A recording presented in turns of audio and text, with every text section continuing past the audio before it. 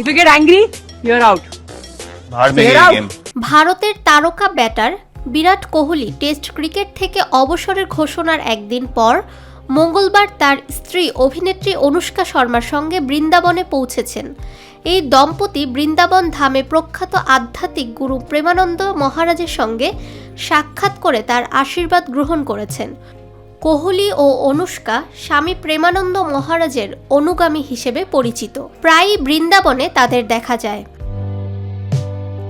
কোহলির test cricket থেকে অবসরের সিদ্ধান্ত তার 14 বছরের গৌরবময় ক্যারিয়ারের সমাপ্তি ঘটিয়েছে। এই সময়ে তিনি ব্যাটার এবং অধিনায়ক হিসেবে প্রতিপক্ষের বিরুদ্ধে টেস্ট ক্রিকেটে আধিপত্য বিস্তার করেছেন।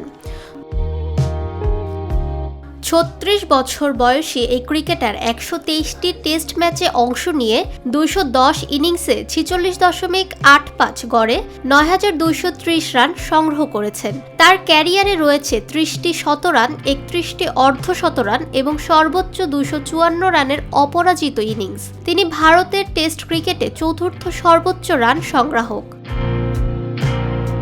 2011 সালের জুনে ওয়েস্ট ইন্ডিজের বিরুদ্ধে কোহলি টেস্ট ক্রিকেটে অভিষেক করেন। তার প্রথম টেস্ট সফর ছিল হতাশাজনক। 5 ইনিংসে মাত্র 76 রান করেছিলেন। কিন্তু অল্প সময়ের মধ্যেই তরুণ কোহলি আক্রমণাত্মক ব্যাটিংয়ের মাধ্যমে নিজের নাম তৈরি করেন। 2016 থেকে 2019 সালের মধ্যে কোহলি টেস্ট ক্রিকেটে তার স্বর্ণযুগ অতিক্রম করেন।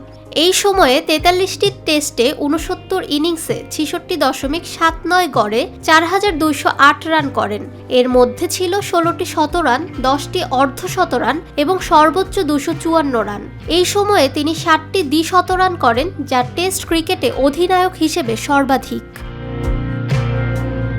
ফাহমিদা বিনতে আনোয়ার, নিরপেক্ষ নিউজ ডেস্ক।